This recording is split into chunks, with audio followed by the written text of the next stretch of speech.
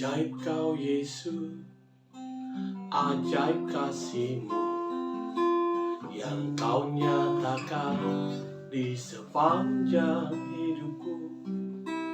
Dari segalanya yang kau janjikan, telah kau genapi bagiku. Ajaib kau Yesus, ajaib kasih-Mu yang kau nyatakan di sepanjang hidupku. Dari segalanya yang kau janjikan, telah kau genapi bagiku. Banyaklah yang telah kau buat dalam hidupku. Ku mau bersyukur, ku memuji-Mu. Dengan apa ku dapat membalas kasih-Mu? Ku sembah kau Yesus selamanya. Banyaklah yang telah kau buat dalam hidupku. Ku mau bersyukur, ku memuji-Mu. Dengan apa ku dapat membalas kasih-Mu? Ku sembah kau Yesus selamanya. Benar Tuhan, kau ajaib bagi kami ya Tuhan Yesus. Ajaib kau Yesus, ajaib kasih-Mu yang kau nyatakan di sepanjang hidupku. Dari segalanya yang kau janjikan, kau genapi bagiku. Banyaklah yang telah kau buat dalam hidupku. Ku mau bersyukur, ku memuji-Mu. Dengan apa ku dapat membalas kasih-Mu? Ku sembah kau Yesus selamanya. Oh ya nama kakak lama sendiri. Oh ya Bapa. Benar Tuhan, kau ajaib. Sungguh Tuhan, kami menghadapi hari-hari yang begitu indah bersama Tuhan. Dalam suka dan duka, biar jiwa kami bersuka, bergelora di hadapan-Mu, beria-ria di hadapan-Mu Tuhan. Setiap kali kami menyambut hari yang baru, kami percaya ada Tuhan di situ, ada Tuhan menyertai, ada Tuhan memberikan kami jalan, dan kami diberikan kekuatan. Terima kasih banyak. Pagi kami mendapatkan tuntunan agar kami makin sehat, makin kuat, makin dewasa di dalam Tuhan. Pimpin sertai hamba-Mu ini yang terbatas, urapi dengan cara-Mu dan kuasa-Mu yang tak terbatas. Kami sambut tuntunan hari ini di dalam dan demi nama Tuhan Yesus Kristus. Semua kita yang suka saya menyambut tuntunan hari ini katakan amin. Tepuk tangan buat Tuhan Yesus. Saya sambut kita semua shalom. Puji Tuhan ya. Kalau pagi ini sebelum saya sampaikan bagian yang kelima, saya mengingatkan bahwa dari bulan lalu kita menyampaikan 5 hal, dan hari ini kita juga akan menyampaikan 4-5 hal penting untuk kita melampaui keterbatasan kita. Tetapi kalau Bapak Ibu Saudara teman-teman mempelajari, menyimak, maka semuanya bertumpu dan beralas pada jiwa kita. Kenapa? Karena sebenarnya di antara 3 trikotomi manusia, tubuh, jiwa, dan roh, dari 3 ini jiwa yang paling istilahnya dijadikan tumpuan. Misalnya nih, ada ibu capek kerja di rumah tangga dari pagi sampai malam, cerita sama suami, cerita sama anak, udah lelah. Lelah itu perasaan. Dan lelahnya kadang bukan cuma di fisik, tapi sampai dinikmati, bukan dinikmati sebenarnya, sampai dibawa ke perasaan. Nah, perasaan itu kan ada di jiwa. Sebenarnya capeknya fisik, keluarnya keringat, tapi dibawa ke jiwa. Seorang menghadapi ujian di kantor, ngadepin bos yang kurang enak lah, ada omongan tidak baik, ada tekanan yang begitu kuat, pikirannya berat. Aduh, pikiran saya rasanya pengen pecah rasanya. Oh, pikiran pecah. Nggak ada pikiran pecah. Sebenarnya hanya perasaannya di pikiran itu berat. Nah, pikiran itu ada di mana? Di jiwa. Jadi semua yang dilihat di mata, didengar telinga, dirasakan oleh kulit ini, semuanya ditumpukan pada jiwa. Nah, kemana jiwa kita akan kita bawa untuk mengalami recovery, restorasi. Ya, harusnya kepada Tuhan. Sebab apa? Tuhan yang berkata, marilah kepadaku hai kamu semua yang letih lesu berbeban berat. Jadi kata letih lesu itu bicara tentang zonanya jiwa. Jadi memang di dalam segala sesuatu, kalau kau kuat secara jiwa, perasaan, pikiran, kemauanmu, maka tubuhmu akan ikut, ya kan? Jadi kalau kita melihat bagaimana dulu prajurit-prajurit, pahlawan-pahlawan perang zaman kemerdekaan ya, mereka tertembak gitu, itu dia nggak dirasa, dia terus aja maju, tertembak lagi maju sampai darahnya habis, istilahnya gitu ya. Nah, itu merupakan kekuatan yang datang dari dalam, yaitu dari dalam jiwa. Nah, saya coba menyederhanakannya untuk kita semua, bahwa jiwa ini perlu perhatian, jiwa ini perlu diperhatikan, perlu diapresiasi. Saya mengatakan apresiasi. So, kenapa? Pada waktu kita hanya mengapresiasi tubuh dengan, maaf kata misalnya bersolek ya, misalnya pergi ke salon, pergi ke perawatan tubuh misalnya, nggak salah. Tapi sedikit orang berpikir bagaimana dia ada di dalam atau pergi ke tempat di mana ada perawatan jiwa. Ya, tentu kita tahu di mana tempatnya, di dalam hadirat Tuhan. Tapi bagaimana caranya memobilisasi atau mengarahkan jiwa kita kepada tempat-tempat di mana Tuhan ada. Nah, bagaimana kita bisa meluapkan seluruh apa yang menjadi residu dari kehidupan ini yang kita taruh di jiwa. Bayangkan ya, seorang istri atau seorang wanita nih bisa menyimpan kepahitan kepada pria atau suaminya belasan sampai puluhan tahun. Bayangkan kasihannya dia menyimpan kepahitan itu setiap hari, bulan, tahun demi tahun, dia nggak bisa keluarin. Bayangin, harusnya dia kalau dia bisa lepasin, dia dapat maksimal, dapat lebih sehat, dapat lebih produktif gitu. Nah, apa yang saya mau sampaikan ini merupakan, dengar ini merupakan satu latihan mentalitas kita. Yes, adanya di jiwa. Nah, kemarin kita sudah membahas banyak yang motivasi hidup, disiplin hidup, terus kita time management. Lalu sebelum itu dulu kita bicara tentang negosiasi, bicara tentang komunikasi, yang saya katakan sering saya kutip tuh, bahasanya komunikasi adalah dasar kehidupan. Dan seterusnya ya.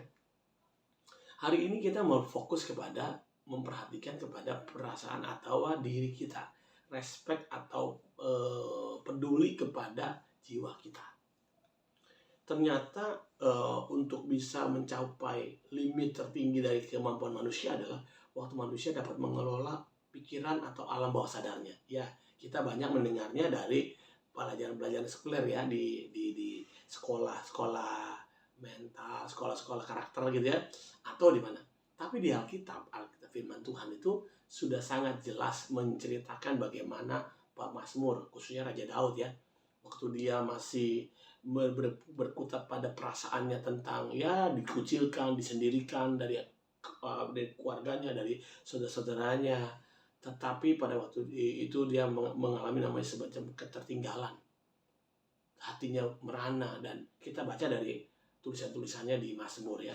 Tetapi pada satu titik dia melihat Tuhan itu adalah sebagai gembala yang baik, lalu Tuhan adalah sumber mata airnya hidupnya, takkan kekurangan aku, dan seterusnya. Itu tuh membuat Daud memiliki satu treatment. Bayangkan dirinya seperti ada di dalam sebuah padang rumput, dia diumpamakan seperti domba, dan di situ ada rumput hijau, air yang jernih. Bayangkan ya.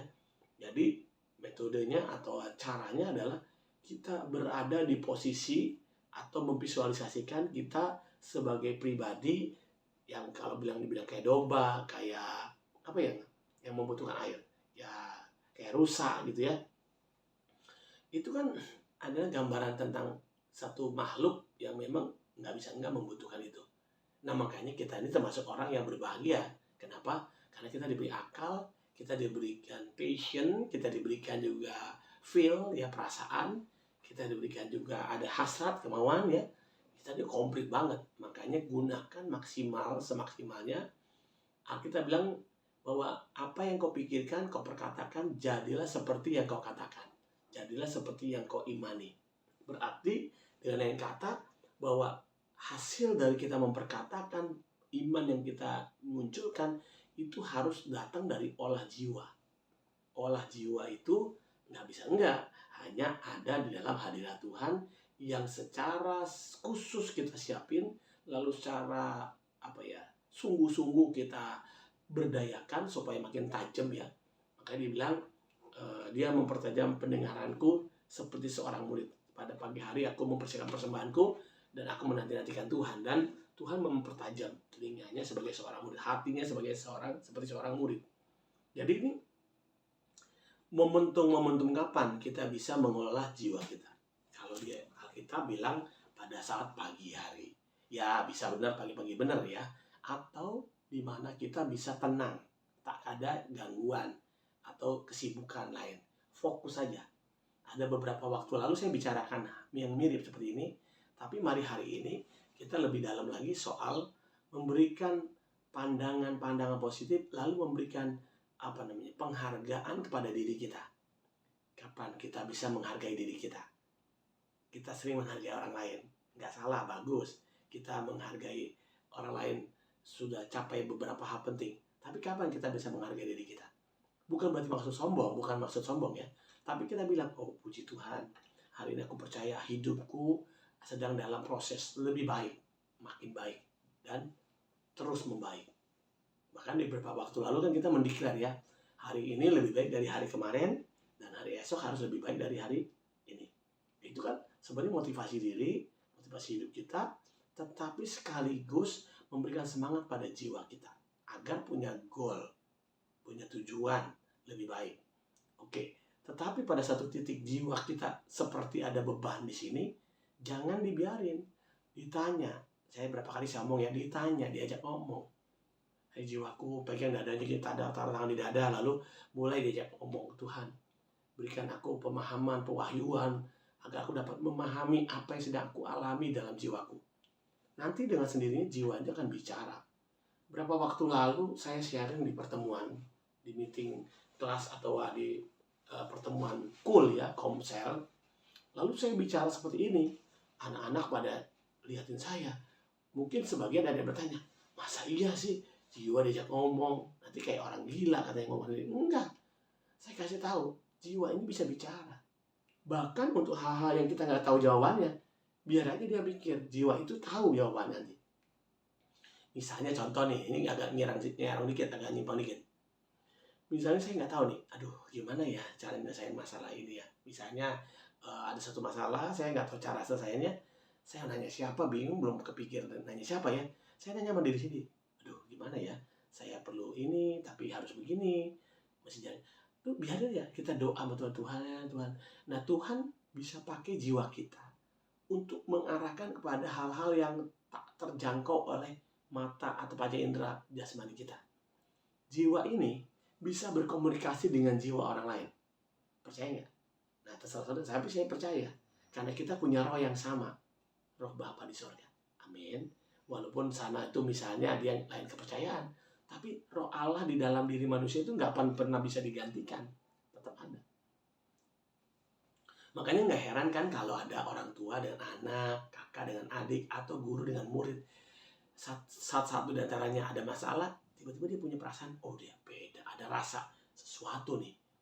Dia mulai tanya sama dirinya sendiri, ada apa ya?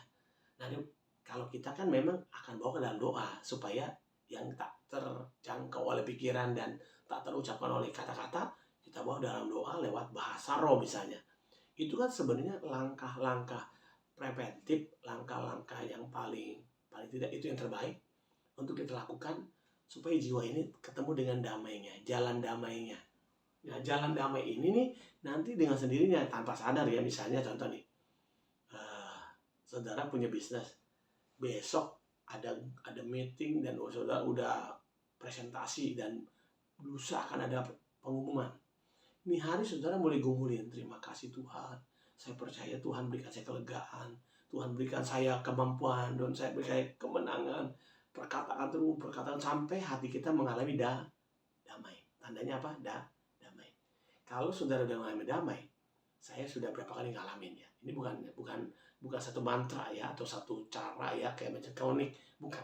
Itu ada suatu pengalaman bergumul dengan Tuhan, bergulat dengan Tuhan. Kita nggak maksa Tuhan, tapi kalau sekiranya Tuhan izinkan, is okay, no problem dong. Meminta tidak salah. Tapi jangan bebani di jiwa kita dengan target yang salah gitu loh. Targetnya harus bisa. Kalau nggak bisa berarti ada yang salah di kita. Enggak. Kalau nggak bisa atau nggak capai atau nggak dapat bukan berarti kamu salah, jiwamu salah. Berapa banyak kita nggak menghargai usaha kita sendiri. Berapa banyak kita sering menyalahkan diri kita. Pada waktu kita menyalahkan diri kita sedang melukai jiwa kita sendiri. Saya nggak bermaksud saudara jadi orang yang super cuek. Berhasil nggak berhasil, udah suka-suka aja. Supaya nggak melukai salah juga. Kurang tepat juga maksud saya. Yang tepat adalah bagaimana kita mengerti pelajaran apa yang bisa tarik dari yang kita alami. Nah makanya di dalam pertemuan Jumat ini tolong Bapak Ibu Saudara teman-teman semua, ayo pada jiwa kita berikanlah dia apresiasi, berikanlah dia semacam istilah kata penghargaan. Kamu sudah berusaha, kamu sudah maksimal, tentu besok pasti lebih baik, besok pasti lebih efektif dan seterusnya. Perkatakan. Salah enggak, perkatakan. Coba praktekin ya pada jiwa kita.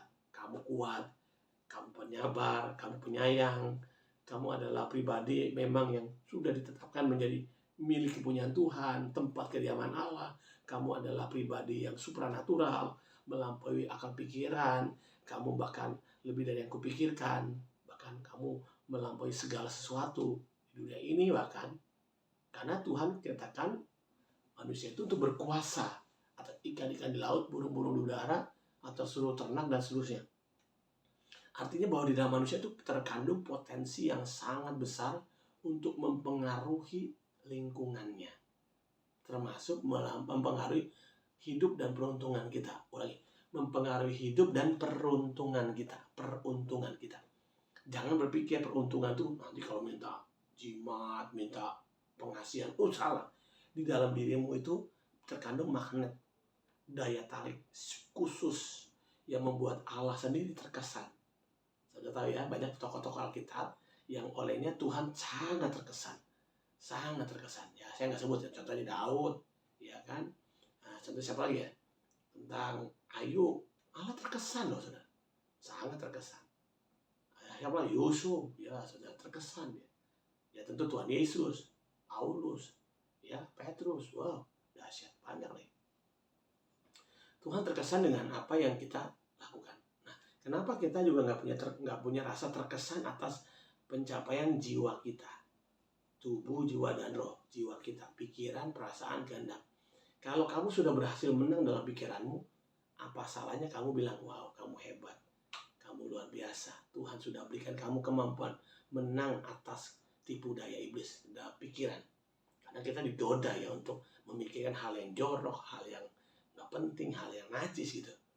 Nah, kapan kita memberikan apresiasi? Itu pada waktu kita bisa lewatin satu aja. Jangan tunggu sampai 10 baru kita apresiasi. Setiap kali. Supaya apa? Kita menghitung kebaikan Tuhan dari hidup kita. Amin. Lalu perasaan kita nih. Waktu kamu bisa mengampuni orang. Walaupun sebenarnya sih kita bisa aja marah. Nah, waktu kamu menang, bisalah kamu berikan semacam apresiasi buat jiwamu. Wow, kamu hebat. Kamu sudah menang, artinya kamu memang pribadi dewasa yang tangguh di dalam Tuhan Yesus. Taruh tangan di dada. Nih, nanti kalau lakukan itu, saudara akan jadi pribadi yang dapat merecovery perasaanmu sendiri, merecovery pikiranmu sendiri, merecovery segala kemauanmu sendiri. Nanti dengan sendirinya pelan atau cepat, saudara akan melihat. Bahasanya gini, saya agak takut saudara salah memahami. Ini konteksnya bukan cuma masalah duit, bukan masalah hanya berkat materi, tapi seperti semua koneksi untuk perjalanan hidupmu seperti kita bilang berhasil dan beruntung. Kata berhasil kan apa yang dipegang tanganmu akan banyak hal yang dapat terjadi. Dan beruntung gitu, kayaknya begini, beruntung itu ada orang niat jahat pun kita masih lolos saja, beruntung aja. Itu yang paling parah tuh ya. Makanya pagi ini saya sangat menganjurkan kita semua, mulailah sering naruh tangan di dada, bilang, oh Tuhan, kau baik, kau sungguh baik, dan sangat baik buat saya, buat jiwa saya, buat pikiran saya, buat perasaan saya, buat kemauan saya. Katakan, kalau Bapak Ibu Saudara lakukan ini setiap hari, saya percaya dah, yakin deh, Bapak Ibu akan banyak bersyukur, banyak melihat jalan berkat dan jalan hikmat. Di bagian ini saya tolong, izinnya saya tekankan lebih lagi. Kita banyak beribadah bukan berarti gak bagus. Tapi kalau kita nggak bisa manage jiwa kita, nggak bisa buat apresiasi buat jiwa kita, maka jiwa kita ini terabaikan, terasingkan gitu ya. Nah, saya doa ya buat semua kita, baik pengerja, baik para leaders maupun para murid Tuhan, siapapun yang mendengarkan tuntunan hari ini, ayo berhati agar jiwa kita terkendali. Jangan lupa berikan apresiasi, berikan penghargaan, berikanlah semacam ya, kalau kita kasih jempol, ginilah jempol, wah kamu luar biasa. Ke orang lain bisa, ke saudaramu bisa, masa kepada jiwamu nggak bisa? Kasih jempol, wah kamu dahsyat, kamu luar biasa karena Tuhan. Amin. Jadi pagi ini izinkan saya berdoa supaya tuntunan hari ini dapat kita praktekkan. Hai jiwaku, pujilah Tuhan. Hai jiwaku, muliakan Tuhan dengan gambus dan kecapi, seruling, ceracap, wah dan seterusnya. Wah itu dahsyat. Itu kan jiwa semua. Boleh kita berdoa ya? Baik. Terima kasih banyak Bapak buat kesempatan nih pagi. Sungguh ini pelajaran yang sangat, tuntunan yang sangat luar biasa. Hambamu sendiri merasakan bagaimana keberuntungan seperti jalan menghampiri, berlari menghampiri kami. Dan saat ini aku berdoa bahwa setiap kami yang mendengar ini, kami dapat memberikan apresiasi buat jiwa yang sudah menang, baik dalam perasaan, dalam pikiran, dan dalam hal mengelola kemauan. Tuhan, kiranya kami diberikan kemampuan makin peka, makin bisa mengapresiasi kemampuan jiwa kami untuk mengelola diri. Terima kasih, biarlah tangan-Mu menyertai setiap kami. Kami terima ini pertuntunan di dalam dan demi nama Tuhan Yesus. Haleluya. Amin. Tepuk tangan buat Tuhan Yesus. Saya mengundang kita hadir lagi sekali lagi dalam Sahabat Shalom ya, khusus tuntunan sepekan di bulan ini. Besok kita akan menerima lagi yang terakhir di tuntunan sepekan. Jangan lupa, nanti setelah ini kita akan masuk rumah doa pagi lagi di hari Seninnya. Sampai ketemu besok dalam Sahabat Shalom. Terus berkati. Shalom.